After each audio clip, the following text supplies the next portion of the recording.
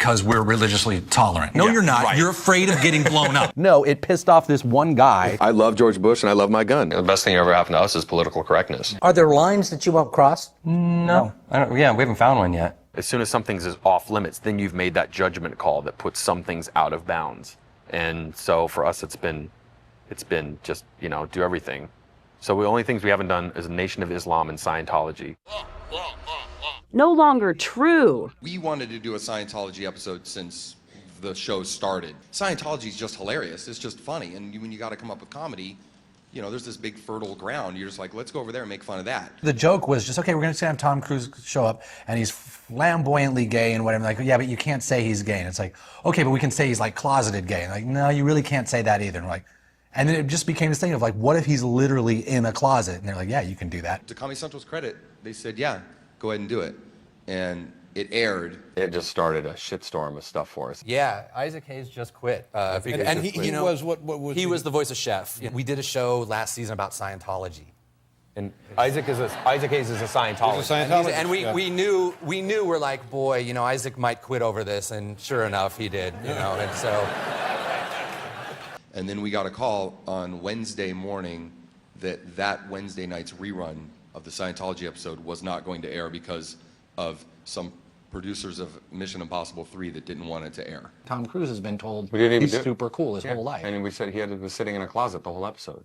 He was offended by that. When Scientology tried to make it disappear, that just doesn't work anymore. And in fact, like Trey said, worked totally against them and sent it into supernova because people had to embrace it. I think a lot of people, probably their first experience with Scientology now is seeing that episode, which certainly gives them a certain opinion about it. So I first met Parker and Stone for a Nightline profile 5 years ago. Back then, Muslims worldwide had rioted over cartoons of Muhammad in a Dutch newspaper. And Stone and Parker wanted to put Muhammad in an episode to satirize the issue. And Comedy Central told them not to.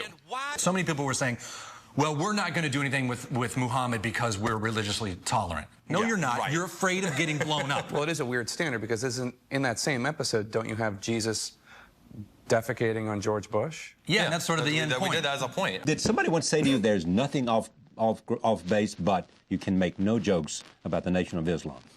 They tried to say that, and then we did it. So, yeah. You have, though, portrayed the Prophet Muhammad in South Park before, and you've received death threats for that. How does that affect your creative process? Well, it's clarifying. No, yes. I mean, it didn't. Actually, it didn't much, and I'm not really kidding. I mean, I think that we do a South Park about a subject or something. We get really into it, and then we sort of like want to do something else. Could you write a musical about Islam? Probably. I think you could. I don't know if you could get financial backing for it. Anyone to come. No, I think you could make a great musical. Yeah. I don't know what it would be. Growing up in Colorado, when we weren't out shooting elk and harassing liberals, we were watching our beloved Broncos get to 4 Super Bowls. Do you like sticking it to the conservatives or the liberals better? The liberals are more fun. Literally liberals, because it's just like when you stick it to someone and they laugh or they're expecting it. But liberals are looking more fun now because there's like, hey, liberals get so mad. Joke on us. Don't joke on us. Joke's not on us. Cool. The biggest backlash we've ever experienced in our careers. But the maddest and most offended it seemed like we ever kind of offended anybody was after Team America from the liberals. And we were Team America. Team America is a movie we made last year that was all done with marionettes, and it was basically about a world police force, international world police force. In the middle, it sort of took a turn and started ripping on the liberal, on the actors that, for us, we live in LA, we know a lot of actors, they're not smart people. I'm not interested in sitting around and agreeing with people. Right. And where we live is like the liberal part of the world. The only way to be punk rock in LA is to be a Republican. Because it's the only way, you're in a party, the only way is to be like, I think George Bush is awesome. Everyone's like, what? Just like, and that really, I mean, it's amazing. And when we did Team America. I've seen Trey do that before, too. Yeah. You may go into a party and say. Just said it. I think he's great. Was in Malibu, and he just said, I love George Bush and I love my gun. And this lady's face just melted. We've taken so many different conservative ideals to task, too. But we have just ripped on a couple of liberal ones, like Barbara Streisand and Rob Reiner. Right. To live in L.A., to live in California, those are the sacred cows. I mean, literally and figuratively. Rob Reiner. The best thing that ever happened to us is political correctness. without that, we'd be doomed because that's what we're fighting against, Half the laughs that we get are, people going, I can't believe they just did that on TV. That must have pissed this group off so much, and that must have pissed the Christians off so much. And, that's what you're laughing at. It's just like, oh my God, and if everything was okay, then, nothing would be funny. So many people that watch South Park are Catholic. Our executive producer, Ann, is Catholic. But and then when people are like, oh, you did that really pissed off the Catholics. It's like, no, it pissed off this one guy who's writing all this stuff saying us Catholics are pissed off. We know the most offensive thing we've ever done. I think we did it last season on a show called Bloody Mary. Catholic groups were incensed by the episode Bloody Mary that poked fun at the belief's more far-fetched miracles.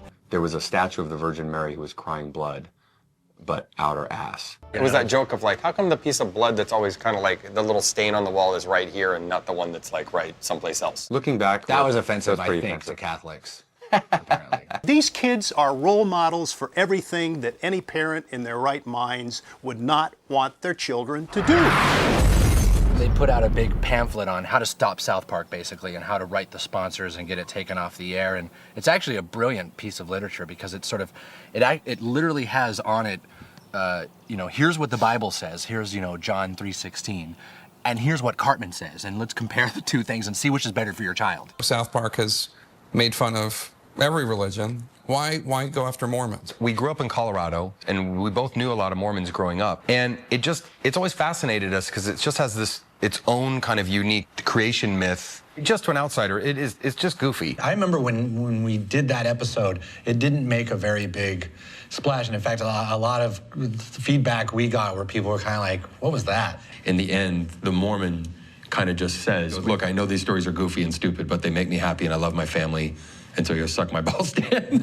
I really like that end, but like some people thought it was a crap out end, but for us it was always the where we were headed. Wow, what would make a great musical is this story of the Mormons. There's a really fascinating thing that happens with Mormons, which is that when you turn 18, you go on your mission. And in our instance, there's these two kids that live in Salt Lake City, and they're sent off to Africa across the world, trying to instill everything they've learned into people who are dealing with poverty and war and AIDS and all of that. Your religion is there to solve these problems for you, and then you go someplace like sub-Saharan Africa. Now it's like, take those same lessons and have them solve some of these problems. And all the interviews, they're like, so are you scared about the Mormon backlash? We're like, no. Like, we know Mormons. We grew up with Mormons. Mormons' MO, and that's what we would put into the show. Their MO is kill with kindness. Okay, I don't agree with what you're doing, but I agree with your ability to do it. And let me tell you about this book. Let me tell you about Heavenly Father, and it's just like... In a lot of ways, a Mormon just represents an American, period. And it's just like the ultimate version of the overly happy-go-lucky, overly nice, trying to pretend like everything's okay and not that bright about the actual goings-on of the world. The naive,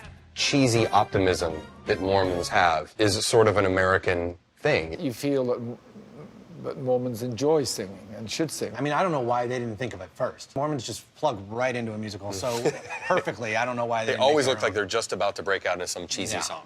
Jewish jokes are a regular feature, with Cartman insulting Kyle in nearly every episode. I mean, the thing about Kyle is a Jewish kid, but I grew up in Colorado, and my mom is Jewish, so I'm Jewish. But I'm just a white kid. A lot of people have accused South Park of anti-Semitism, but I'm Jewish and proud of my heritage, and so I can say with some certainty that I am not anti-Semitic. I am, however. And Trey, what's the worst thing you can say about Matt? The Jew. Jew. I knew that was coming. That's what's so funny about Cartman's stuff. He's always like, Kyle's just like Stan. They're just the same kid. It's like, that's the joke, is there's nothing there.